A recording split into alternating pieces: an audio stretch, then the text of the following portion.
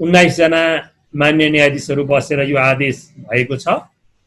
यसभन्दा अगाडि पनि सर्वोच्च अदालतका सबै न्यायाधीशहरू बसेर आदेश गर्ने एकपटक मेरो जीवनकालमा 48 साल पछाडि मैले मेरो प्रोफेसनल लाइफ टाइम भनेको मैले जीवनकाल भनेको 48 साल पछाडि एकपटक यस्तै विषयमा अडबड परेको हुनाले मान्य न्यायाधीशहरू बसेर बृहत पूर्ण इजलास अथवा उपलब्ध सबै न्यायाधीशहरू बसेर एउटा आदेश भएको थियो। त्यसलाई ज्ञानबहादुर राई विरुद्ध सर्वोच्च अदालतको प्रशासन महाशाखाले उठाएको प्रतिवेदनमा त्यो आदेश भएको थियो। नयाँ संविधान अर्थात् नेपाल अधिराज्यको संविधान 2047 आइसकेपछि दोहोऱ्याइ पाउँ मुद्दा लाग्ने कि पुनरावेदन लाग्ने भन्ने विषयमा अडबड परेर सर्वोच्च अदालतको बृहत पूर्ण इजलास बसेको थियो ज्ञानबहादुर राई भन्ने त्यो 52 सालमा र त्यो मुद्दामा त्यतिखेर उपलब्ध सबै न्यायाधीशहरू बस्नु भएको थियो तर यो संख्यामा थिएन। त्यसो भएको हुनाले नेपालको न्यायिक इतिहास र संवैधानिक इतिहासमै 19 जना न्यायाधीशहरू बसेर गरेको यो पहिलो फैसला वा आदेश हो। अब त्यो पहिलो यो फैसला जेठ 15 गतिको फैसला वा आदेशले हामी सबैलाई थाहा छ कि हामी सामान्यतया रिट क्षेत्राधिकारबाट गरिने निर्णयलाई आदेश भनिन्छ र अरू देवानी वा फौजदारी प्रक्रियामा साधारण क्षेत्र अन्तर्गत गरिने निर्णयलाई चाहिँ फैसला भनिन्छ। त्यसो भए हुनाले मैले यसमा आदेश भन्ने शब्द प्रयोग गरेँ भने त्यो रिटमा गरिएको आदेश भनेर बुझ्नुपर्छ। र यो आदेश जेठ 15 गतिको जुन आदेश छ यसको कार्यान्वयन कसरी हुन्छ भन्ने जुन प्रश्न छ, अब यसको कार्यान्वयन चाहिँ लकडाउन खुले पछाडि जो मानिसहरूलाई न्यायका याचकहरूलाई अदालतमा आउनु पर्ने वा आइसकेका वा मुद्दा विचाराधीन भएका सबै न्यायका याचकहरूले अब त्यो खुलेको मितिबाट पहिलो दिन प्रथम दिन गणना हुन्छ यो आदेशले भनेको छ। र लकडाउन विभिन्न ठाउँमा विभिन्न तरिकाले खुल्ने भएको हुनाले त्यसको पनि यसले सम्बोधन गरेको छ। कुनै जिल्लामा कुन गति खुल्यो, कुनै जिल्लामा कति गति खुल्यो भने के गर्ने भन्ने सन्दर्भमा पनि यो आदेशले चाहिँ सेवाग्राही र सेवा लिन जाने अदालत जहाँ छ त्यहाँ दुवै ठाउँमा लकडाउन खुलेको हुनुपर्छ, त्यसलाई मात्रै खुलेको अवधि मानिन्छ भन्यो एउटा। दोस्रो के भन्यो भने लिन जाने ठाउँमा र सेवाग्राही बस्ने जिल्ला पनि मा पनि दुवै ठाउँ खुल्यो तर बीचमा चाहिँ लकडाउन छ। उदाहरण नै त्यहाँ दिएको छ, दाङमा लकडाउन छ, नेपालगञ्जमा मुद्दा छ, रूपन्देहीबाट मान्छे जानुपर्ने छ भनेदेखि त्यो दाङमा लकडाउन नखुलेसम्म त्यसलाई पनि खुलेको मान्ने छैन भन्ने पनि व्याख्या भएको छ। त्यसै गरी लकडाउन त खुल्यो सबैतिर तर सेवाग्राही चाहिँ आइसोलेसनमा बसेको छ अथवा क्वारेन्टिनमा बसेको छ अथवा विदेशमा गएको छ अथवा यातायातको साधन चलेको छैन अथवा सिलबन्दी गरिएको छ भने यी विविध कारणले गर्दाखेरि सेवाग्राही सेवा लिन जाने ठाउँको अदालतमा जान शारीरिक रूपले ऊ सक्षम भएन, असमर्थ भयो भने ती सबै खालका व्यवधानहरू खुलेको मितिलाई मात्रै लकडाउन खुलेको अवधि मान्ने भन्ने व्याख्या गरेको छ।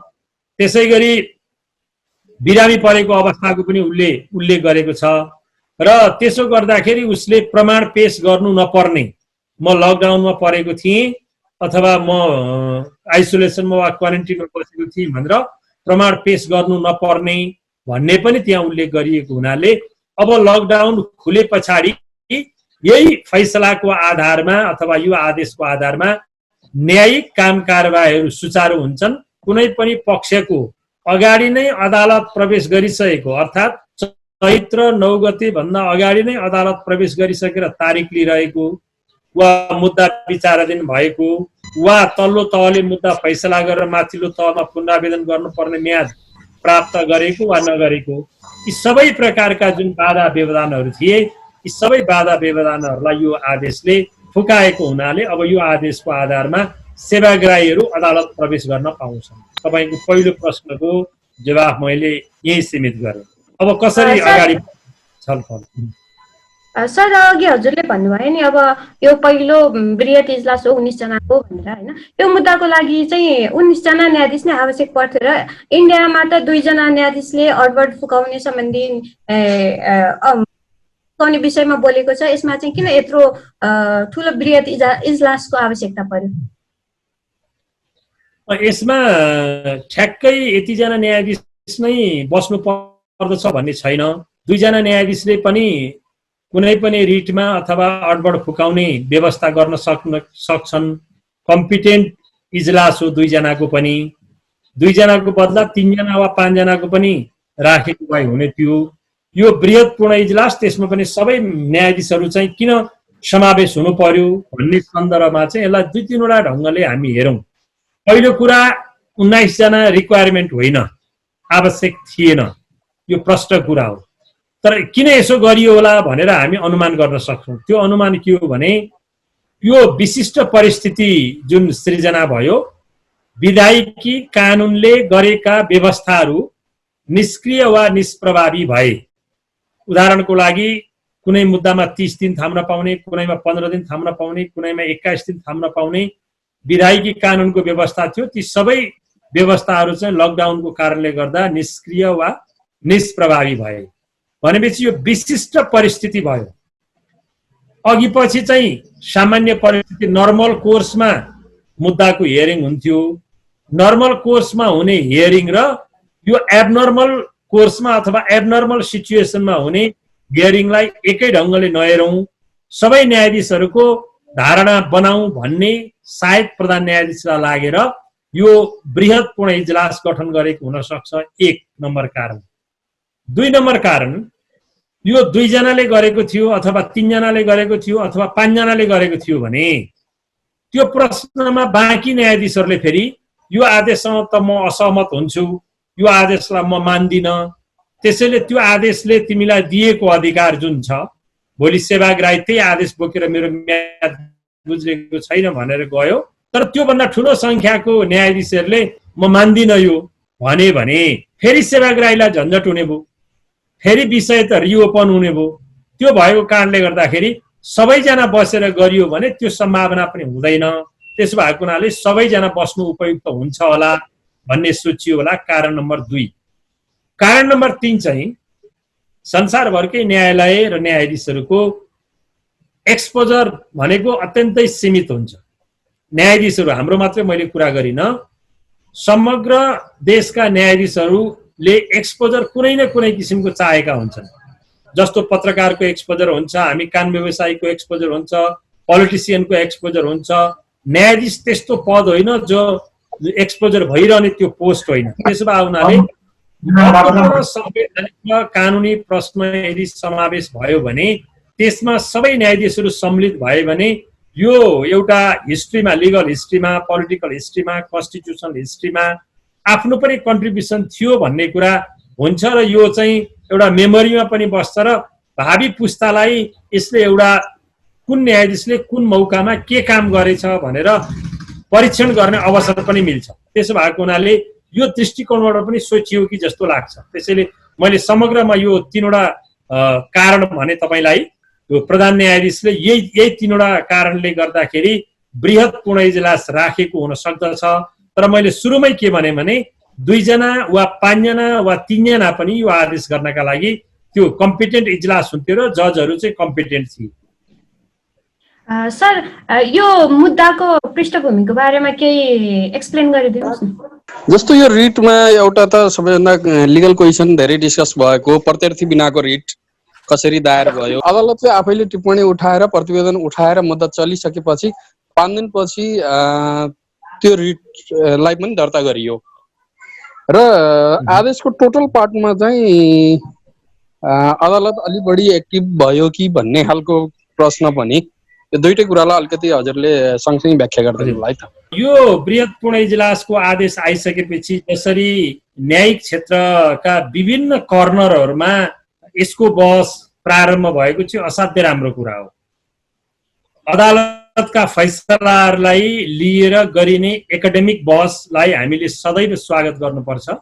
एउटा कार्यकाल थियो हाम्रै जीवन लाइफ के अरे यो प्रोफेसनल लाइफ टाइममा पनि अदालतले गरेका फैसलामा पत्रिकाले टिप्पणी गर्ने कुरा होइन। न्यायिक जगतमा, बार एसोसिएसनमा, कानुन व्यवसायहरूको बीचमा, लिगल फर्टर्निटीमा पनि छलफल गर्नलाई हामी गाह्रो मान्दथ्यौँ। त्यो एज अब पार भयो। अब अहिले भनेको अदालतका फैसलाहरूमा हामी मजाले डिस्कसन गर्न सक्छौँ, टिप्पणी गर्न सक्छौँ, त्यसलाई राम्रो या नराम्रो भनेर त्यसका अनेक एङ्गलबाट हामी आफ्नो डिस्कोर्सलाई अगाडि बढाउन सक्छौँ। त्यसैले यो अर्थमा जो साथीहरूले हिजो गर्नुभयो छलफल बहस भनेर रमेशजीले भन्नुभयो, मलाई असाध्यै खुसी लागेको छ। र यो आदेशको सन्दर्भमा अझै व्यापक रूपमा यसले नेपालको विधि शास्त्रमा पारेको प्रभाव, यसले पार्ने सकारात्मक प्रभाव वा नकारात्मक प्रभाव वा भविष्यमा आइपर्ने चुनौतीहरू सबै कर्नरबाट यो आदेशमा अथवा यो फैसलामा बृहत र विशद व्याख्या हुनुपर्छ, छलफल हुनुपर्छ। म त्यसलाई स्वागत गर्छु र हामी सबैले त्यसलाई स्वागत गर्नुपर्छ भन्ने लाग्छ। 1 2 यो आदेश पछाडि धेरै उठेको प्रश्न रमेशजीले भनेकै यो र पृष्ठभूमि अलिकति म जोडेरै भन्छु। यसको पृष्ठभूमि सर्वोच्च अदालतको प्रशासनले मुद्दामा अडबड परेको भनेर प्रतिवेदन उठाएको थियो। हामी सबैले यो बुझ्नुपर्ने यो कोर कुरा यसमा के छ भने यो अडबड भन्ने शब्द मुलुकी ऐनमा 1910 को सुरेन्द्रको पालादेखिकै मुलुकी ऐनमा रहेछ। अडबड भन्नाले अब अहिलेको नयाँ पुस्ता जो प्र्याक्टिसमा आइसक्नु भएको छैन उहाँहरूलाई मैले लक्षित गरेको, धेरै साथीहरू जान्ने हुनुहुन्छ। अडबड भनेको सिम्पल भाषामा अब्स्ट्याकल हो।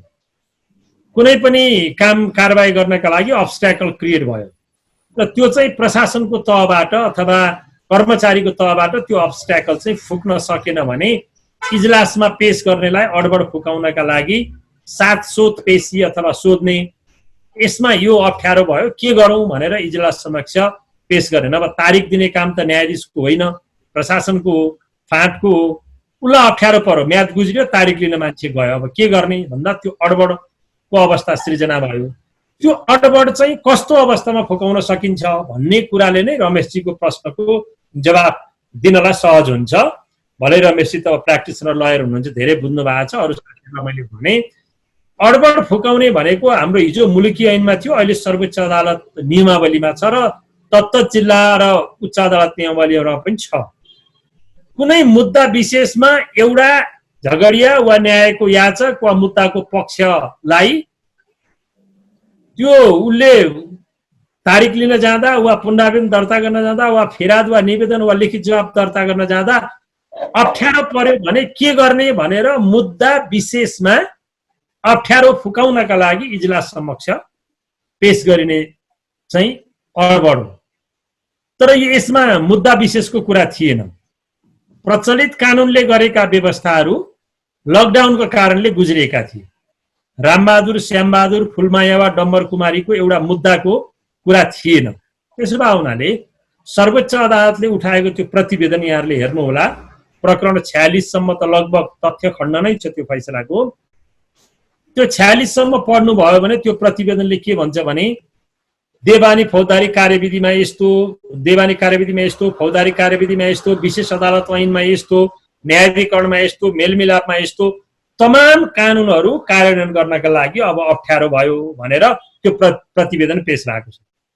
अब सर्वोच्च अदालतको नियमावली के भन्छ भने कुनै मुद्दा विशेषमा परेको अडबड मात्रै फुकाउन न्यायाधीशसँग पेश गर भन्छ। यो त मुद्दा विशेषमा परेको अडबड त थिएन। त्यसो भएको हुनाले यो मुद्दा एउटा कुनै पक्षको मुद्दा विशेषमा परेको अडबड नभएर समग्र विधायिकी कानुनहरू नै निष्क्रिय वा निष्प्रभावी भएको कारणले गर्दाखेरि अप्ठ्यारो अवस्था सृजना भएको थियो। त्यसो भएको हुनाले अडबड फुकाउने क्षेत्राधिकारभित्र तमाम विधायिकी कानुनले गरेका व्यवस्थाहरू अडबड फुकाउने माध्यमबाट निष्क्रिय वा निष्प्रभावी गर्ने क्यापासिटी त्यो इजलासलाई हुँदैन थियो। महत्त्वपूर्ण कुरा चाहिँ यो छ, जसले यो कुरा उठाइरहनु भएको छ सदाशयपूर्ण ढङ्गले नै उठाउनु भएको होला कि प्रतिवेदन उठिसकेपछि किन रिट निवेदन दिनु पर्यो भन्ने कुरा। यदि प्रतिवेदनका आधारमा मात्रै यो आदेश आएको थियो भने हाम्रो न्यायिक मूल्य मान्यता र हाम्रो विधिशास्त्र कहाँ पुग्थ्यो होला हामी अनुमान गरौँ त। एउटा झगडियाका लागि तोकिएको तारिखमा अडबड पर्दा फुकाउने व्यवस्थालाई लिएर तमाम देशभरिका न्यायिक, अर्धन्यायिक, प्रशासनिक सबै ठाउँमा परेको अडबड फुकाउन सकिन्थ्यो होला? निश्चय पनि सकिँदैन। त्यो क्षेत्राधिकार त्यो इजलासलाई थिएन, प्रचलित कानुनले दिएको थिएन। त्यसो भएको हुनाले हामीलाई के लाग्यो भने, म सहित अर्को एकजना महेश्वर श्रेष्ठ भन्ने साथी हुनुहुन्छ रेट निवेदक, हामीलाई के लाग्यो भने अब यहाँ त अलिकति दुर्घटना हुन लाग्यो भन्ने चिन्ता लाग्यो। हेर्नुहोस्, त्यो दुर्घटनाबाट बचाउनका लागि, अदालतलाई सहयोग गर्ने प्रयोजनका लागि हामीले त्यो रिट निवेदन दर्ता गरेका हौँ। यदि मैले भने जस्तै हाम्रो रिट निवेदन परेको थिएन भने यो ठुलो दुर्घटना हुनेवाला थियो। त्यो दुर्घटना भनेको जबरजस्त व्याख्या हुनेवाला थियो र रुल अफ ल र कन्स्टिट्युसनलिजम भएको मुलुकमा एउटा तपाईँ हामी कानुन व्यवसाय कानुनका विद्यार्थीले सकेसम्म रुल अफ लको भायोलेसनलाई रोक्ने हाम्रो कर्तव्य पनि हो। त्यसो भएको हुनाले त्यो कर्तव्य निर्वाह गर्ने क्रममा त्यो रिट निवेदन लगिएको। 1 2 अब रिट निवेदनलाई चाहिँ सक्छ त? दोस्रो प्रश्न भन्दा रिट निवेदन भनेको चाहिँ मुद्दा हो। हाम्रो नेपालको संविधानको धारा 126 र 128 ले 126(2) तपाईहरुले हेर्नु होला। प्रश्नै के भन्छ भने मुद्दा मामिलाको रोहमा अदालतले दिएको आदेश वा निर्णयको सबैले पालना गर्नुपर्ने छ। मुद्दा मामिलाको रोहमा दिएको आदेश मात्रै सबैका लागि बाध्य हुन्छ। अडबड फुकाउने प्रयोजनका लागि गएर दिएको आदेश त्यसको बाइन्डिङ फोर्स हुँदैन। नजिर हुनका लागि वा सबै न्यायिक वा अर्धन्यायिक निकायलाई मान्य हुनका लागि के हुनु पर्यो? पहिला त्यो मुद्दा हुनु पर्यो। हो त्यो मुद्दा भएन भनेर मैले मुद्दा सृजना गरेको महेश्वरजीले। मैले त्यो मुद्दा नबनिकन यो आदेश आएको थियो भने त्यो मान्नका लागि हामी बाध्य हुने थिएनौँ। त्यसको कुनै बाइन्डिङ फोर्स हुने थिएन। नजिरका मान्यताहरू विधिशास्त्रमा हामी धेरै पढ्छौँ, मैले छोटकरीमा भनेको। त्यसो भएको हुनाले मुद्दाको रोहमा गरिएका निर्णय वा आदेश मात्रै बाध्यात्मक हुने संविधानको धारा 126(2) भएको कारणले गर्दाखेरि यदि हाम्रो रिट निवेदन थिएन भने त्यो आदेश एउटा झगडियाका लागि काम लाग्थ्यो होला, तमाम यो अप्ठ्याराहरू चाहिँ खुल्ने थिएन। दोस्रो यो कारणले गर्दाखेरि त्यसैले जसले त्यो कोणबाट छलफल गर्नु भएको छ, यो अडबड फुकाउने प्रतिवेदन हुँदाहुँदै किन यो लगो भन्ने सायद यो संविधानको यो व्यवस्थाप्रति उहाँहरूको समुचित ध्यान जान नसकेको होला भन्ने मलाई लाग्छ। अरू त त्यसमा के होला र। अब अलि वर्ष काम गरेको कानुन व्यवसायी जसले मुद्दाको प्रक्रिया बुझ्नु भएको छ, अडबडको अर्थ बुझ्नु भएको छ, रिटको जुरिडिक्सन बुझ्नु भएको छ, एक्स्ट्रा अर्डिनरी जुरिडिक्सनको कुरा बुझ्नु भएको छ, उहाँहरूले यस्तो प्रश्न उठाउनु भएको छैन होला भन्ने म विश्वास गर्दछु। अब तेस्रो प्रश्न यहीसँग जोडिएर आएको कि विपक्षी बिनाको मुद्दा, यो धेरै प्रश्न यसमा जोडिएर आएका छन्। मैले त्यो रिट निवेदनमा कसैलाई पनि विपक्षी बनाइन र विपक्षी नबनाइकन मुद्दा दर्ता भएर फैसला भएको सम्भवतः त्यो पनि म दाबी त गर्दिनँ, तर मलाई थाहा छैन। यो पहिलो नै हुनुपर्छ, मलाई जानकारी छैन। अब विपक्षी बनाउने सन्दर्भमा यसको कानुनी व्यवस्था, यसको सैद्धान्तिक व्यवस्था, यसको जुरिस्प्रुडेन्स के हो त? कसैलाई विपक्षी किन बनाइन्छ र किन बनाइँदैन? पहिला यो हामीले जान्नुपर्छ। विपक्षी बनाउने भनेको चाहिँ के हो भने कसैको कार्य वा अकार्यको कारणले कुनै नागरिकको हक हनन भयो भने त्यो कार्य वा अकार्य जसले गरेको छ त्यसलाई विपक्षी बनाउने। म यसलाई फेरि दोहोऱ्याउँछु, कसैको कार्य वा अकार्य, अङ्ग्रेजीमा एक्सन एन्ड इनएक्सन भन्छ। कसैको कार्यको कारणले र कसैको अकार्यको कारणले नागरिकको हक हनन भयो भने त्यस्तो कार्य वा अकार्य गर्ने जिम्मेवार निकाय वा पदाधिकारीलाई विपक्षी बनाइन्छ। एक्सन र इनएक्सन।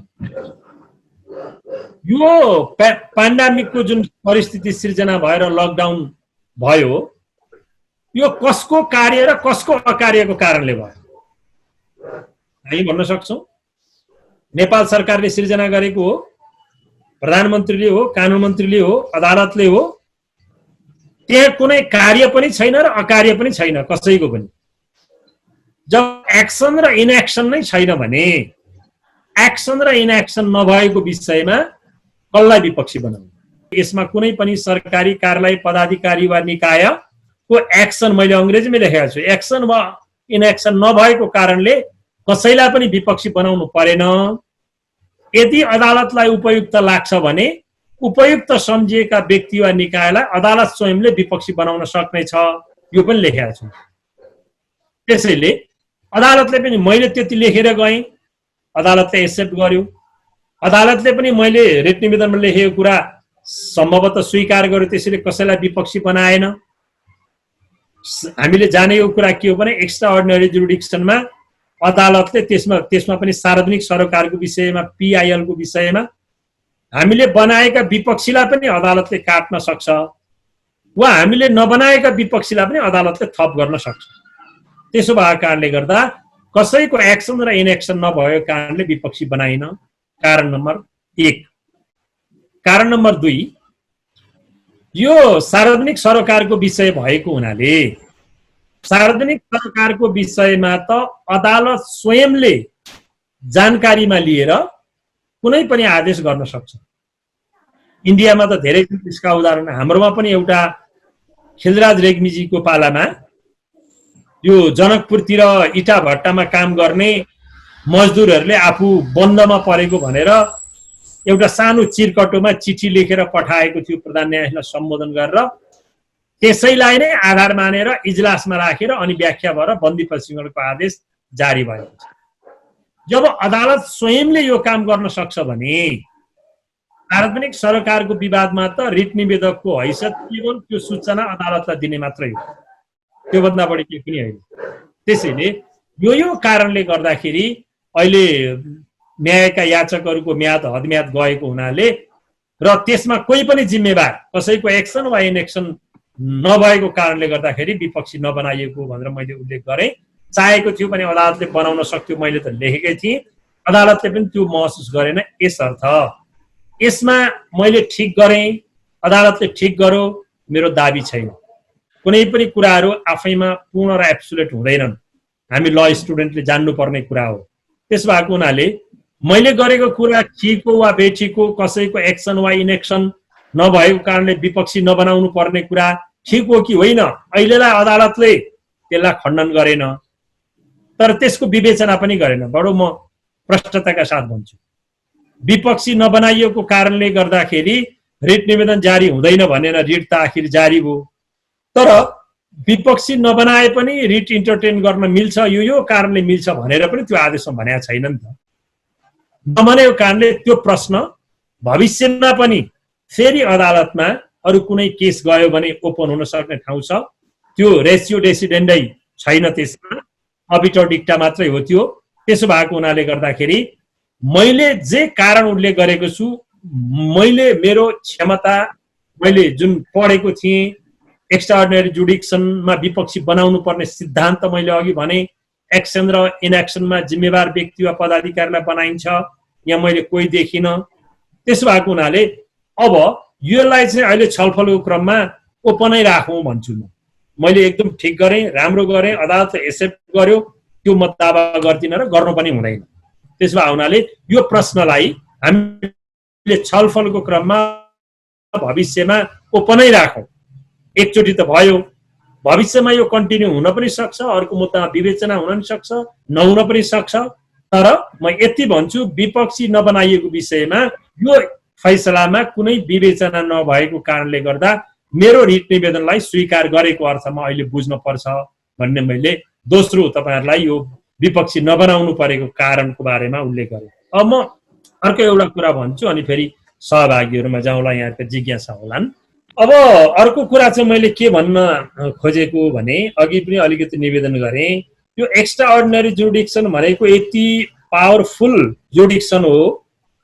अझ डेमोक्रेटिक कन्स्टिट्युसन भएका मुलुकमा, कन्स्टिट्युसनलिजम र रुल अफ ल भएका मुलुकहरुमा यो एक्स्ट्राअर्डिनरी जुडिक्सन जुन हाम्रो संविधानको सर्वोच्च अदालतको हकमा धारा 133 मा उल्लेख गरिएको छ असाधारण अधिकार क्षेत्र, यो असाधारण अधिकार क्षेत्र अन्तर्गत हाम्रो संविधानले नै भन्छ धारा 128 ले संविधान र कानुनको अन्तिम व्याख्या गर्ने अधिकार सर्वोच्च अदालतमा छ र अदालतले त्यही फैसलामा पनि भनेको छ एक त मलाई धारा 133 ले त्यो अधिकार दियो, धारा 133 को भनेको त हामीले दिएको रिट निवेदन नै हो, अदालतको प्रतिवेदन त 133 अन्तर्गत भएको होइन। कतिपय साथीहरूले यो 133 अन्तर्गत भएको होइन, यो त सामान्य यो अडबड फुकाउने मात्रै हो भनेर पनि व्याख्या गर्नुभएको छ, छलफल गर्नुभएको छ। म त्यसमा टिप्पणी गर्न चाहन्न, तर 133 भनेको चाहिँ हाम्रो रिट निवेदनको माध्यमबाट मात्रै 133 को ढोका खुला भएको हो। त्यसो भएको हुनाले यो 133 को जुन अधिकार छ संसारमा रुल अफ ल लाई स्ट्रेन्थनिङ गर्ने, कन्स्टिट्युसनलिजमलाई स्ट्रेन्थनिङ गर्ने, अनि तपाईको फेयर हियरिङलाई स्ट्रेन्थनिङ गर्ने, राइट टु रेमेडीलाई स्ट्रेन्थनिङ गर्ने, एक्जिक्युटिभ र लेजिस्लेचरले गरेका तमाम कानुन र संविधान विपरीतका कार्यहरूलाई नल एन्ड भोइड गर्ने वा एक्जिक्युटिभ अर्डरहरूलाई क्वास गरिदिने, यस्तो बृहत र विशद क्षेत्राधिकार भएको यो धारा 133 भएको हुनाले त्यो 133 धारा नै प्रयोग गरेर यो आदेश जारी भएको हुनाले असाधारण क्षेत्राधिकार ग्रहण गरेर भएको यस प्रकृतिको आदेशमा जुन कुरा सर्वोच्च अदालतले उल्लेख गरेको छ त्यो चाहिँ असाधारण क्षेत्राधिकारको प्रयोग गरेर नै यो आदेश भएको छ र यो बाधा अड्काउ फुकाएको अथवा अडबड परेको आधारमा मात्रै यो आदेश नभएको हुनाले मैले अघि भने धारा 126(2) बमोजिम यो मुद्दाको रोहमा भएको छ र यो नजिर सरह सबै न्यायिक र अर्धन्यायिक निकायलाई बाध्यात्मक भएको छ। यो राम्रो भएको छ कि नराम्रो भएको छ भन्ने हामीले बहसै गरेका छैनौँ, त्यसमा आफ्नो दृष्टिकोण हुन सक्छ। यो असाध्यै राम्रो फैसला हो, यो चाहिँ एकदमै यसले राम्रो जुरिस्प्रुडेन्स ले डाउन गर्यो भनेर म दाबी गर्दिन। यो एउटा कार्यविधिगत कुरा यसले फुकायो र केही सैद्धान्तिक कुरा पनि बोलेको छ, अहिले पछि हामी प्रश्नोत्तरको क्रममा आउँला। कार्यविधिगत अडबड पनि यसले फुकाएको छ र केही जुरिस्प्रुडेन्सका नयाँ मूल्य मान्यताहरू पनि यसले स्थापित गरेको हुनाले मेरो प्रारम्भिक यसमा टिप्पणी के छ भन्दाखेरि न्यायका याचकहरूलाई कोभिड-19 को कारणले जुन अवरोध सृजना भएको थियो त्यो अवरोधको यो आदेशको कारणले अब त्यो अवरोध हटेको छ। धारा 133 को प्रयोग नगरिकन यो आदेश भएको थियो भने त्यो सबैका लागि मान्य हुँदैन। मेरो एउटा सानो जिज्ञासा छ, यो म कानुनको विद्यार्थी पनि हो। अडबड फुकाउने यो आदेश चाहिँ कुनै पनि एउटा मुद्दाको चाहिँ पक्ष विपक्ष बीचमा चाहिँ एउटा जिल्ला अदालतमै चलेको मुद्दामा चाहिँ कुनै उनीहरूको बीचमा अब्स्टेकल आयो भने त्यो अब्स्टेकल फुकाउने आदेश कुन कुन तहका अदालतले गर्नुपर्छ? यदि उनीहरू बीचमा चाहिँ तारिख लिन जाने सिम्पल कुरामा नै अब्स्टेकल आएर चाहिँ म्यादहरू गुज्रिन गयो भने त्यसको लागि चाहिँ जिल्ला अदालतकै इजलासले पनि अडबड फुकाउने आदेश एउटा सम्बन्धित मुद्दाका पक्षहरूलाई गर्न सक्छ कि सक्दैन कि यो चाहिँ सर्वोच्च अदालतको मात्रै विषय हो? यो बारेमा क्लियर गरिदिनु न है। सबै तहका अदालतलाई अडबड फुकाउने अधिकार तत्त अदालतका नियमावलीमा उल्लेख भएको छ। त्यसो भएको हुनाले कुनै मुद्दा विशेषमा अडबड फुकाउनका लागि अदालतहरू सक्षम छन्, सबै तहका अदालतहरू। तर यसको सैद्धान्तिक कुरा तपाईले भन्नुभयो, सैद्धान्तिक के भने अडबड फुकाउने भनेको प्रचलित कानुनमा भएको व्यवस्था कार्यान्वयन गर्नका लागि अडबड फुकाउने हो, तर प्रचलित कानुनमा भएको व्यवस्थाका विपरीत अडबड फुक्न सक्दैन। मैले अघि नै भने नि यो जुन अदालतले आदेश गर्यो यो त प्रचलित कानुनमा भएका व्यवस्थाहरू, विधायिकाले बनाएका कानुनमा भएका व्यवस्थाहरू नै निष्क्रिय गर्ने गरिकन यो फुकेको छ नि त अडबड। त्यसैले यस्तो गर्न मिल्दैन, प्रचलित कानुन बमोजिम मात्रै अडबडहरू फुक्न सक्छन्। यति नै मैले यसको आन्सर गरेँ। अब म यसो गरौँ होला, यो फैसलाको कन्ट्रिब्युसन यसमा विधिशास्त्रीय हिसाबले संवैधानिक हिसाबले यो फैसलाको महत्त्व र यसका महत्त्वपूर्ण कुराहरूलाई अलिकति व्याख्या गरेर अनि यसका कमी कमजोरीहरू, मैले यसका केही कमी कमजोरीहरू पनि देखेका छु। हामी सबै कानुनका विद्यार्थी यसलाई अनेक कोणबाट हामीले छलफल गर्नुपर्छ। त्यसैले म त्यो बताउँ होला, फेरि हामी प्रश्नोत्तरमा सहभागी हुन्छौँ। यो मुद्दाको सबभन्दा राम्रो र यसले एउटा डिस्कोर्स ओपन गरिदिएको कुरा चाहिँ के हो भने यो सेपरेसन अफ पावरमा कतै यसले इन्क्रोचमेन्ट त गरेन। इन्डिपेन्डेन्ट जुडिसियरीको नाममा विधायिकाको एब्सोल्युट जुन अधिकार छ, ल मेकिङ प्रोसेस अथवा ल बनाउने उसको अधिकार जुन छ, त्यो अधिकार त यसले हनन गरेन भन्ने एउटा प्रश्न उठेको छ। किनभने यसले त विधायिकाले बनाएका तमाम कानुनहरूलाई निष्क्रिय र निष्प्रभावी गरिदियो।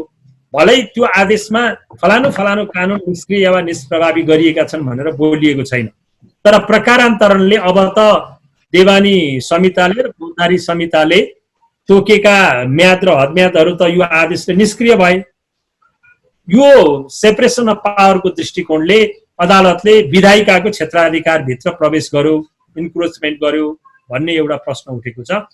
यसमा अदालत स्वयं त्यो फैसलामा उल्लेख गर्छ। म सबै सहभागी साथीहरू जसले यो फैसला पढ्नु भएको छैन, यो राम्रो होस् वा नराम्रो होस् आफूले पढ्नु विचार गर्नुहोस्, तर यो फैसला पढ्नुहोस् एकचोटि। यो नेपालको न्यायिक र संवैधानिक इतिहासमा यसले ठुलो महत्त्व राख्दछ। त्यसो भए हुनाले यो आदेश गर्दा न्यायाधीशहरू स्वयं सतर्क छन् र त्यो विषयमा विवेचना गरिएको छ। र के भन्छ उसले भन्दा, जुन कुरा मैले रेट निवेदनमा पनि लेखेका थिएँ कि सरकार स्वयंले यो लकडाउनको कारणले उपस्थित भएको जुन प्रश्न छ त्यो सरकारले नै खुलाइदिएको थियो भने हामी बसेर यो निर्णय गर्नुपर्ने फैसलामा उल्लेखित शब्द भन्दा यो कुनै लहर रहर वा आवेगको विषय होइन भनेर त्यति कडा शब्द प्रयोग गरेका छ। विधायिका कानुन बनाउन सक्षम छ भन्ने कुरा थाहा छ हामीलाई, तर यो फैसला गरेको मितिसम्म आजसम्म त विधायिकाले त बनाएन त कानुन। त्यसैले यो हाम्रो रहर होइन, यो लहर पनि होइन, यो आवेग पनि होइन। न्यायका याचकहरूलाई अप्ठ्यारो परेको हुनाले यो विशिष्ट परिस्थितिमा मैले यो आदेश गर्नु परेको भन्ने कुरा स्वयं यो फैसलामा बोलेको हुनाले सेपरेसन अफ पावरको जुन कुरा छ त्यो सेपरेसन अफ पावरको कुरालाई अदालत स्वयंले सम्बोधन गरेको छ र judicial self restaurant, principal of judicial self restaurant हामीले पढेका छौँ। अदालतले आफ्नो क्षेत्राधिकारको बारेमा आत्मसंयम भएर फैसला वा निर्णय गर्नुपर्छ। जुडिसियल सेल्फ रेस्ट्रेन्टको प्रिन्सिपल त्यही हो। यो अदालत स्वयंले सेल्फ रेस्ट्रेन्टमा ऊ बसेको छ, आत्मसंयम भएको छ र कानुन बनाउने अधिकार त तिम्रै हो है, मलाई रहर होइन, लहर पनि होइन, आवेगमा पनि म बसेको होइन, तर तिमीले त बनाएनौ। नबनाएको कारणले गर्दाखेरि मैले यो आदेश गरेको हुँ भनेको छ। त्यसैले कानुन बनाउने अधिकार जुन छ त्यो पार्लियामेन्टकै हो भन्ने कुरामा यो फैसला नै बोलेको छ। एक। दुई, यसभन्दा अगाडि पनि यस प्रकृतिका कामहरू त भएका थिए भनेर दुईटा मुद्दाको त्यहाँ उदाहरण दिन्छ। एउटा मुद्दा तपाईँको यो सूचनाको हक अन्तर्गत गोपाल शिवाकोटी चिन्तनले दायर गरेको रिटमा सूचना सम्बन्धी अहिलेको सूचनाको हक सम्बन्धी ऐन आएको थिएन, संविधानमा मात्रै व्यवस्था थियो। त्यो ऐन नआइकन सूचना माग्न जाँदा कानुन बनेको छैन भनेर रोकियो। त्यो अरुण तेस्रो जलविद्युत आयोजनासँग सम्बन्धित डकुमेन्ट माग्न जाँदाखेरि दिएन, सूचनाको हक सम्बन्धी कानुनै बनेको छैन भनेर दिएन। नदिसकेपछि रिट निवेदक अदालत जानुभयो। त्यतिखेरको प्रधान न्यायाधीश केशव प्रसाद उपाध्याय समेतको इजलासले के भन्यो भने ल संविधानले दिएको अधिकार तिमी कानुन वर्षौंसम्म नबनाएर चुप, तिमी कानुन बनाउँदै गर। त्यो कानुन नबनुन्जेलसम्मको लागि चाहिँ कसरी सूचना प्राप्त गर्ने, कहाँ निवेदन दिने, कति दिनमा त्यसको पुनरावेदन गर्ने भन्ने तमाम कार्यविधि म बनाइदिन्छु यही फैसलाका माध्यमबाट भनेर उसले 16 कि 17 बुँदामा कानुनै बनाइदियो। त्यसो भएको हुनाले त्यो फैसलामा यो पनि कोड छ, यो फैसलामा त्यो पनि कोड छ। योभन्दा अगाडि पनि अदालतले त्यस्तो गरेको रहेछ। एक। दोस्रो, अर्को फैसला पनि त्यहाँ कोड छ। यो रेस्टुरेन्ट एन्ड बारमा काम गर्ने खास गरिकन महिला कर्मचारी वा कलाकारहरूलाई उनीहरूलाई सेक्सुअल हेरेसमेन्ट भयो, अनि मिसबिहेभ भयो, एब्युज अफ अथोरिटी भयो, उनीहरूलाई सम्बोधन गर्ने छुट्टै कानुन छैन भन्ने मुद्दा परेको थियो। त्यो मुद्दाको लिड लयर चाहिँ अहिले सर्वोच्च अदालतको मान्य न्यायाधीश सपना प्रधान मल्ल हुनुहुन्थ्यो, लिड लयर। त्यसमा पनि रेस्टुरेन्टमा काम गर्ने सबै कामदार, विशेषतः महिला कामदारहरूको लागि छुट्टै कानुन बनाउनु, उनीहरूको सुरक्षाको लागि, त्यो नबनुन्जेलसम्मको लागि चाहिँ मैले कानुन बनाइदिएको छु भनेर अदालतले कानुनै बनाइदिएको छ। हामी कहाँ मात्रै होइन, हामीले छिमेकी मुलुक इन्डियामा हेऱ्यौँ भने पनि खास गरिकन इन्डियामा चाहिँ तपाईँको इलिगल डिटेन्सनको सन्दर्भमा अदालतले पक्राउ गर्न जाँदाखेरि के गर्नुपर्छ, उसको परिचय कसरी खुलाउनुपर्छ, कसरी आफन्तलाई जानकारी दिनुपर्छ, नोट कसरी मेन्टेन गर्नुपर्छ भनेर कानुन कार्यविधि नै बनाइदियो। इलिगल डिटेन्सनको सन्दर्भमा परेको हेबियस कर्पसको मुद्दामा इन्डियन सुप्रिम कोर्टले 34वटा बुदा उल्लेख गरेर कानुनै बनाइदियो। भनिसकेपछि यो हाम्रो इन्डियाको सुप्रिम कोर्टको वा अमेरिकन सुप्रिम कोर्टको वा नेपालकै सुप्रिम कोर्टको अघि मैले उल्लेख गरेका दुईटा दृष्टान्तबाट पनि अदालतले यसभन्दा अगाडि पनि विधायिकाले बनाउने कानुन नबनेसम्मको लागि त बनाइदिएको दृष्टान्त रहेछ। त्यसैले सेपरेसन अफ पावरमा इन्क्रोचमेन्ट भयो, विधायिकी क्षेत्राधिकारमा अदालत प्रवेश गर्यो भन्ने सन्दर्भमा जुन टिप्पणी उठेको छ यसमा अदालत स्वयंले विवेचना गरेको छ, मैले यो कुरा भने। र अर्को यसमा मैले भन्नै पर्ने कुरा चाहिँ के छ भने, मैले रिट निवेदनमा लेखेका थिएँ एउटा कुरा, मैले डक्ट्रिन अफ इक्लिप्स, नेपालीमा त्यसलाई ग्रहणको सिद्धान्त भनिन्छ। जसरी ग्रहण लाग्दाखेरि सूर्यको प्रकाश छेकिन्छ र ग्रहण हटेपछि फेरि सूर्यको प्रकाश पूर्व अवस्थामै फर्किन्छ, त्यसै गरी यो पेन्डेमिकको कारणले गर्दाखेरि विधायिकाले बनाएका म्याद हदम्यादसँग सम्बन्धित कानुनमा ग्रहण लाग्यो। यहाँ डक्ट्रिन अफ इक्लिप्स आकर्षित हुन्छ, मैले रिटमै लेखेको छु। अब त्यो ग्रहण कसरी हट्छ? यो आफै जाने ग्रहण त होइन। भनिसकेपछि हो यस्तो बेलामा हो न्यायिक सक्रियता चाहिने। विधायिकाले कानुन बनाएर त्यो ग्रहण हटाइदिन सक्थ्यो वा अध्यादेश ल्याएर एक्जिक्युटिभले त्यो ग्रहण हटाइदिन सक्थ्यो, त्यो त हटाएन। नहटाइसकेपछि बहसको क्रममा पनि हामीले उठायौँ र मैले रिट निवेदनमा पनि लेखेको छु। मेरो रिट निवेदन असाध्यै संक्षिप्त छ, तर मैले आफ्नो क्षमताले भ्याएसम्म सबै प्रश्नहरूलाई एड्रेस गर्ने प्रयास गरेको छु। अब यसमा इक्लिप्स ग्रहण लाग्यो यी कानुनहरूमा, त्यो ग्रहणसम्म यो अदालतले हटाइदिने हो, त्योभन्दा बढ्ता केही पनि होइन। अदालतले अहिले त्यही नै गर्यो। भलै डक्ट्रिन अफ इक्लिप्सको विवेचना गरेको छैन है त्यो फैसलामा, मेरो रिट निवेदनमा छ र बहसको मेरो एउटा महत्त्वपूर्ण बुदा पनि त्यही थियो। अब यो अहिले अदालतले गरेको यो आदेश भनेको चाहिँ ग्रहण हटाइदिएको मात्रै हो। पेन्डेमिकको कारणले गर्दा जसको म्याद हदम्याद गएको छ, यो अब आदेशमा जे उल्लेख भएको छ त्यही आदेश बमोजिम हुन्छ। पेन्डेमिक पछाडि हुने जुन म्याद हदम्यादका कुराहरू विधायिकाले जे कानुन बनाइदिएको छ त्यसमा संशोधन गर्यो भने संशोधन अनुसार, गरेन भने यही कानुन अनुसार अगाडि बढ्ने भएको हुनाले यो एउटा ग्रहण हटाइदिएको अवस्था मात्रै हो, सधैँभरिलाई स्थायी प्रकृतिको कानुन बनाइदिएको होइन। अझ मेरो माग त त्यसमा के थियो भने सनसेट नेचरको ल नै बनाउनु पर्छ भन्ने मेरो माग थियो। यदि साथीहरूले यो फ्रेज सुन्नु भएको छैन भने सम्भवतः सबैले सुन्नु भएको छ। सनसेट भनेको सूर्यास्त भनेकै, सनसेट ल भनेको चाहिँ कस्तो भने निश्चित अवधि तोकेर बनाइएका लहरूलाई सनसेट ल भनिन्छ। पेन्डेमिकको यो महामारी रहन्जेलसम्मका लागि, पेन्डेमिकको यो अवस्था विद्यमान हुन्जेलसम्मका लागि यो कानुन लागू हुन्छ। अनि यो पेन्डेमिक सिद्धिएपछि चाहिँ विधायिकी कानुन नै लागू हुन्छ भन्ने कुरा तपाईँले डिक्लेयर गर्नुपर्छ भनेर मैले लेखेको थिएँ रिटमा, बहसमा पनि उठाएको थियो। भलै यो सनसेट अर्डर हो भनेन अदालतले, तर नभने पनि हुन त त्यही हो, सनसेटै हो। यो पेन्डेमिक सिद्धिएपछि त यो आदेश लागू हुँदैन, विधायिकी कानुनले गरेका व्यवस्थाहरू नै पुनर्जीवित हुन्छन्। त्यसो भएको हुनाले यो सनसेट प्रकृतिको आदेश भएको हुनाले यो सधैँभरि स्थायी प्रकृतिको आदेश होइन। अब मेरो भनाइ चाहिँ अदालतले यति गरिसकेपछि, अब म कमजोरी पनि साथसाथै जान्छु, अदालतले यति व्याख्या गरिसकेपछि त्यो प्रिन्सिपलमा बोलिदिएको भए हुन्थ्यो यो सनसेट अर्डर हो, नर्मल सिचुएसन भइसकेपछि नर्मल कानुन नै आकर्षित हुन्छन् भनिदिएको भए हुन्थ्यो। भलै अदालतले भनेन, नभने पनि हुने चाहिँ त्यही हो। त्यसो भएको हुनाले यसलाई त्यो पर्सपेक्टिभबाट पनि यो फैसलाको विवेचना हुनुपर्छ भन्ने। अनि यो फैसलाले अर्को एउटा नयाँ फ्रेज अथवा नयाँ जुरिस्प्रुडेन्स डेभलप गर्न खोजेको छ। यसले doctrine of tolling, TOLING, tolling, doctrine of टोलिङको कुरा गरेको छ।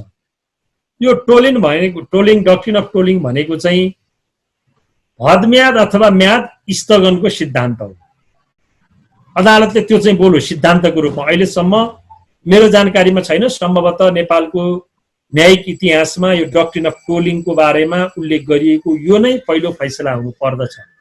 खोजौँला हामी, तर मेरो रिसर्च बेस्ड यो स्टेटमेन्ट होइन।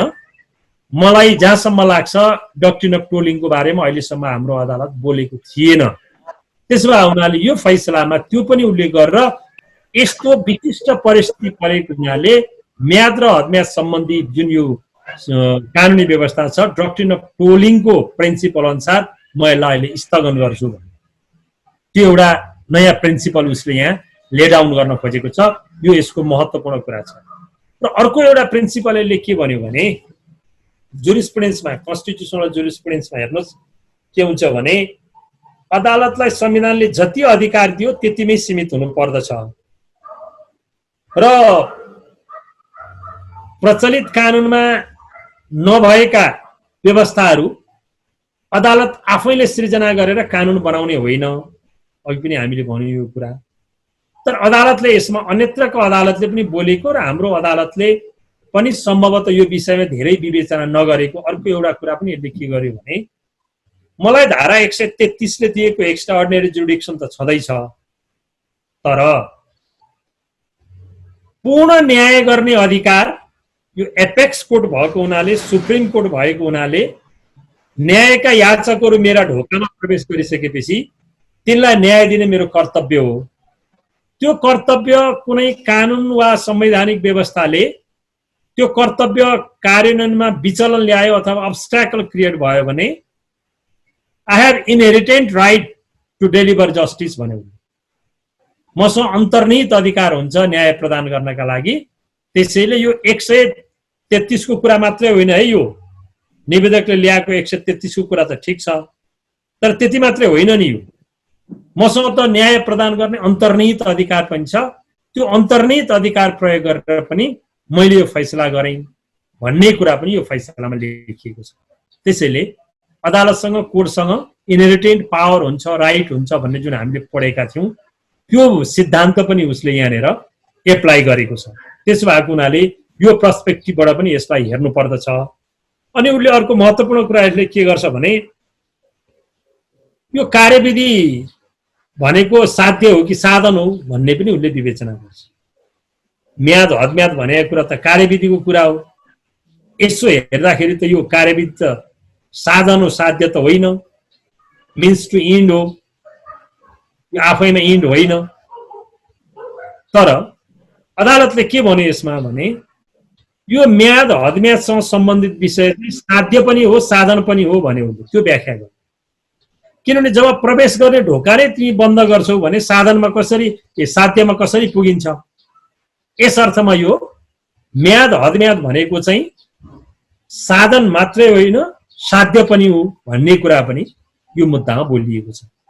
त्यसै गरी उसले अर्को महत्त्वपूर्ण कुराले के गर्यो भने हामीले यसभन्दा अगाडि गर्ने आदेशहरू चाहिँ नर्मल पिरियडका आदेशहरू थिए, नर्मल सिचुएसन अथवा नर्मल पिरियडका आदेशहरू थिए।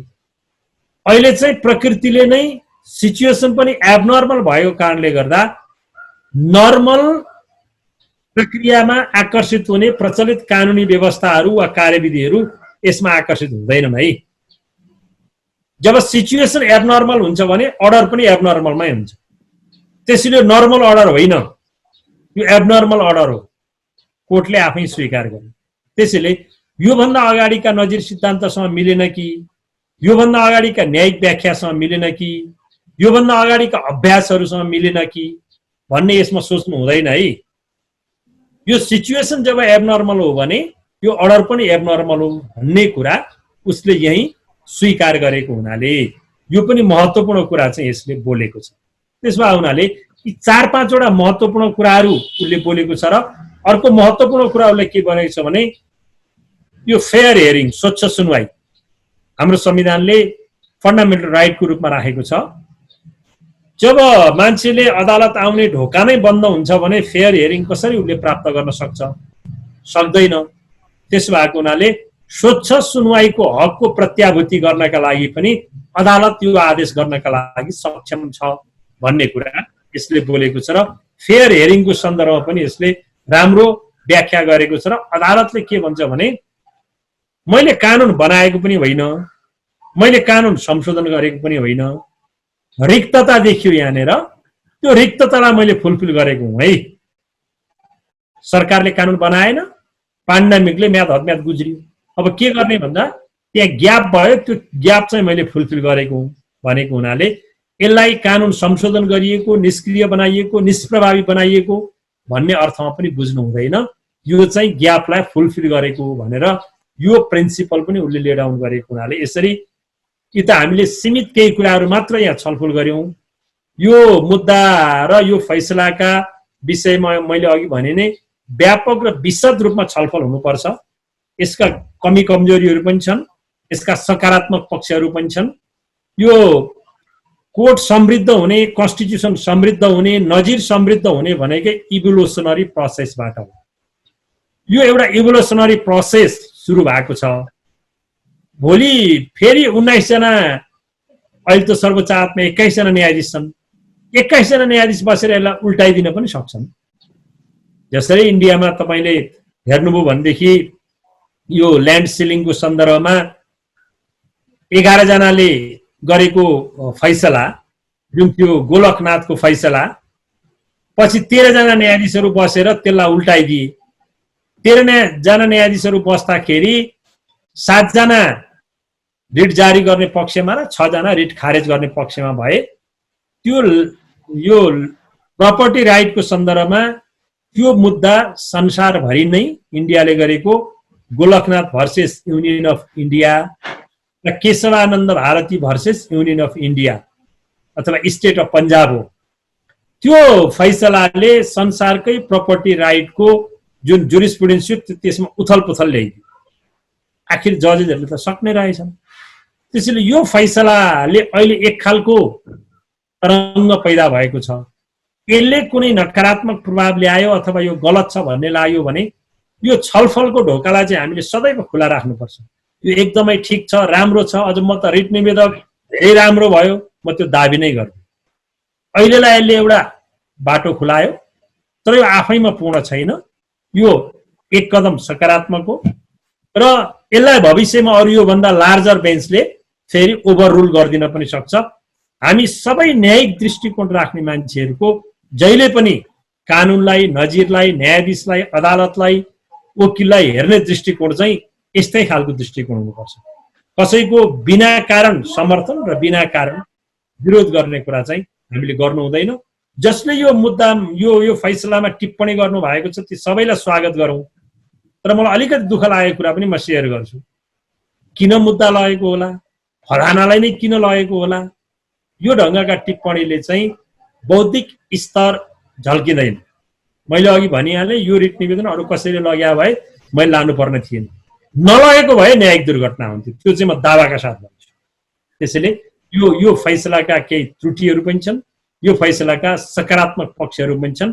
हामी कानुनका विद्यार्थीहरूलाई रिसर्च बेस भएर यसको साङ्गो पाङ्गो एउटा अध्ययन अनुसन्धान गरौँ। म यति नै कुरा निवेदन गर्छु। हामी पार्टिसिपेन्ट्सहरूको क्वेसन लिन चाहन्छौँ। आफ्नो मनमा लागेको प्रश्नहरू यहाँ राख्न सक्नुहुन्छ। यो व्यक्ति बीचमा भएका करारहरूलाई यसले बोलेन। जस्तो कैने र समयावधि यही बीचमा सकिएको छ, तिनीहरूको बीचको म्यादहरू के हुने भन्ने कुराहरू पनि बोलेन। किन मैले यो उठाइरहेको छु भने जब हदम्याद उसले बोल्छ भने यो पिरियडभित्र, यो 2 महिना 3 महिनाको पिरियडभित्र कन्ट्र्याक्टहरू अटोमेटिकल्ली एक्सटेन्ड हुने अथवा फेरि अदालतले बोल्नु पर्ने हो।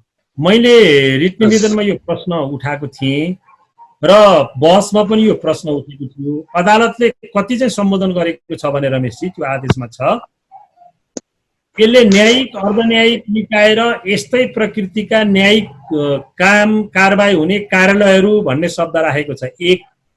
र दुई, स्थानीय निकाय पनि समेट्यो हो, समेट्यो। र जो आदेशको जानकारी सम्बन्धित मन्त्रालय महान्यायाधिवक्ता कार्यालय मार्फत सरकारवाला मन्त्रालयलाई दिनु भनेर परमादेश मन्त्रालयलाई पनि उसले जारी गरेको हुनाले बाध्यात्मक रूपमा तिमीले यो आदेश मान्नै पर्छ भनेन, तर आनुषाङ्गिक रूपमा तिमी प्रयोग गर्न सक्छौ भनेको हुनाले मैले अब कतिपय मलाई यसमा लिगल ओपिनियनहरू पनि सोधिएको छ। जस्तो लोकसेवा आयोगको बढुवामा चित्त नबुझ्ने मान्छेले 35 दिनभित्र उजुरी दिने व्यवस्था छ, त्यो पनि गयो। तपाईँले भनेका व्यक्ति र व्यक्ति बीचका करार, अनि त्यति मात्र नभएर व्यक्ति र सरकार बीचका करार, ती करारहरू पनि छन्। ती करारहरूको पनि म्याच सिद्धिएको छ। त्यसैले सम्बन्धित निकायले यो आदेश मानेर अदालतले यो बोलेको छ, म यो अनुसार गर्छु भन्यो भने अदालतले तैँले किन यसो गरिस् भन्दैन, त्यसलाई अदालतले स्वागतै गर्छ यो आदेशको आधारमा। अब कसैले म मान्दिनँ भन्यो भने चाहिँ फेरि मुद्दा उठेर आउने भयो र फेरि व्याख्या हुने त्यो ढोका चाहिँ खुलैरहने।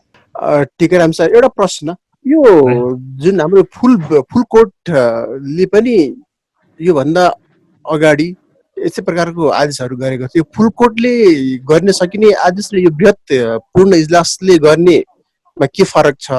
र एउटा अर्को कुरा चाहिँ सर्वोच्चमा हामीले देखिरहँदाखेरि यो कुनै पनि मुद्दाहरूमा संयुक्त डिभिजन बेन्चको रायबाजी भयो भने अनि 3 जनाको श्रीमानको जाने, 3 जनाबाट भयो भने 5 जना जाने छ। तर यो एकैचोटि चाहिँ 19 जनामा नै जानुपर्ने स्थिति चाहिँ के योभन्दा अगाडि यो उहाँहरूको बिचमा पनि त्यो रायबाजी भयो अथवा के भएर यो 19 जनामा भएको हो कि के हो, त्यो एकचोटि बुझ्न कोसिस संक्षेपमा पनि दिएँ। पहिलो कुरा, फुल कोर्ट भनेको चाहिँ त्यो न्यायिक काम कारबाही गर्ने अधिकार त्यसले राख्दैन। सर्वोच्चका सबैजना न्यायाधीशले बस्ने र त्यसले प्रशासनिक निर्णय गर्ने अधिकार राख्दछ, न्यायिक निर्णय गर्ने अधिकार राख्दैन। यसर्थ फुल कोर्टले जुन प्रारम्भमा चैत्र 9 गते लकडाउन भन्दा अगाडि चैत्र 9 गते नै जुन उसले सार्वजनिक बिदा दिने निर्णय गरेको थियो, त्यो आफै क्वेसनेबल थियो। मैले त बहसको क्रममै सबैजना न्यायाधीश बसेर गरेको त्यो फुल कोर्टको निर्णयको वैधता छैन भनेर प्रश्न मैले खुल्ला उठाएको थिएँ। त्यही भएर अहिले अदालतले त्यसलाई सच्यायो। जुडिसियल डेकोरेम र जुडिसियल माइन्ड दुईटा प्रयोग भएर गरिएको निर्णय मात्रै न्यायिक निर्णय हो। फुल कोर्टमा पनि तिनै न्यायाधीश हुन्, बस्दै पनि त्यही हो। तर फुल कोर्ट बस्दा त्यहाँ जुडिसियल डेकोरम पनि हुँदैन र जुडिसियल माइन्ड पनि एप्लाई हुँदैन। यो भएको कारणले गर्दाखेरि फुल कोर्ट यो गर्न सक्दैन थियो। यसर्थ बृहत फुलले गर्यो। र तपाईँको जुन दोस्रो प्रश्न चाहिँ के थियो भन्दा रायबाजी भएर धेरैमा गएको थियो भने राम्रो, मैले यसलाई प्रारम्भमै सम्बोधन गरेको थिएँ। यो 3 जना 5 जना वा 7 जनाले गरेको भए पनि हुन्थ्यो। यो रायबाजी नभइकन बृहत फुलमिन्चमा गएको कुराको चाहिँ त्यति धेरै जस्टिफिकेसन छैन। मैले अघि प्रारम्भमै भनेको थिएँ यसलाई त्यसो नगरेको भए पनि राम्रै हुन्थ्यो, तर गरेर पनि बिग्रिहालेको चाहिँ छैन। सर, अन्तिममा एउटा प्रश्न गर्न चाहन्छु चाहिँ धेरै चाहिँ अब विश्वका धेरै अदालतहरूले अहिले चाहिँ भर्चुअल हियरिङको अप्सन दिएका छन्। त्यस्तै इन्डियामा पनि भर्चुअल हियरिङको अप्सनलाई लिन सकिन्छ भनिएको छ र नेपालमा पनि कति केसहरूमा चाहिँ भर्चुअल हियरिङलाई लिन मिल्ने भनिएको छ। र अहिलेको यो लकडाउनको अवधिलाई सुन्ने घोषणा नगरेर हियरिङ पनि अप्सन हुन सक्थ्यो, यसमा हजुर के भन्न चाहनुहुन्छ? होइन, यो भर्चुअल हियरिङको कुरा सुप्रिम कोर्टले त सुरु नै गरिसक्यो, ओपन नै गरिसक्यो। अब नियमावलीमा पनि यो कुरा आइसकेको छ। बाँकी अदालतहरूले पनि यो प्रक्रियालाई अवलम्बन गर्नका लागि उनीहरू स्वतन्त्र छन्। फुल कोर्टले निर्णय गरेर सम्बन्धित अदालतलाई व्यवस्थापन गर्ने जिम्मा चाहिँ सम्बन्धित अदालतलाई दिने हुनाले यो प्रक्रिया सुरु भइसकेको छ र यो राम्रो कुरा हो। यसलाई सुरुवात गर्दा राम्रै हुन्छ। तर हाम्रो ह्युमन रिसोर्स अथवा टेक्नोलोजी सबै ठाउँमा नभएको, यो ब्रोडब्यान्ड कनेक्सन नभएको कारणले गर्दा सबै ठाउँमा यो तत्कालै व्यवहारिक र सम्भव नहोला। तर जहाँ जहाँ सम्भव छ यो गर्दै लानु राम्रो हुन्छ र यो प्रक्रिया सुरु भइ पनि सकेको छ। अब हामी समयको निकै अन्त्यतिर आइसकेका छौँ। हामीलाई आज यो प्रोग्राममा आफ्नो निकै महत्त्वपूर्ण समय बावजुद पनि हामीलाई यस प्रोग्राममा आएर उहाँको कुरा दिनुभएकोमा टिकाराम सरलाई म धेरै धेरै धन्यवाद दिन चाहन्छु। सम्पूर्ण पार्टिसिपेन्ट धन्यवाद दिन चाहन्छु र आगामी दिनहरूमा फेरि पनि सधैँ यसरी नै प्रोग्रामको लागि सपोर्ट गर्नुहुने मेरो टिम लेख्स नेपाल धन्यवाद दिन चाहन्छु र यस्तै प्रोग्रामहरू फेरि पनि ल्याएर हामी आउने नै छौँ भन्दै आज चाहिँ अब समय सकिनै लागेको हुँदा म यहाँबाट यो कार्यक्रमको अन्त्यको लागि अनुमति चाहन्छु र सम्पूर्णलाई धन्यवाद फेरि पनि धन्यवाद दिन चाहन्छु। यतिका धेरै साथीहरू जुट्नुभयो, यो अवसर जुटाइदिनु भयो, मेरा केही कुराहरू सुन्नुभयो र यो डिस्कोर्स जारी रहोस्। म सबै साथीहरूलाई हार्दिक नमस्कार, धन्यवाद दिन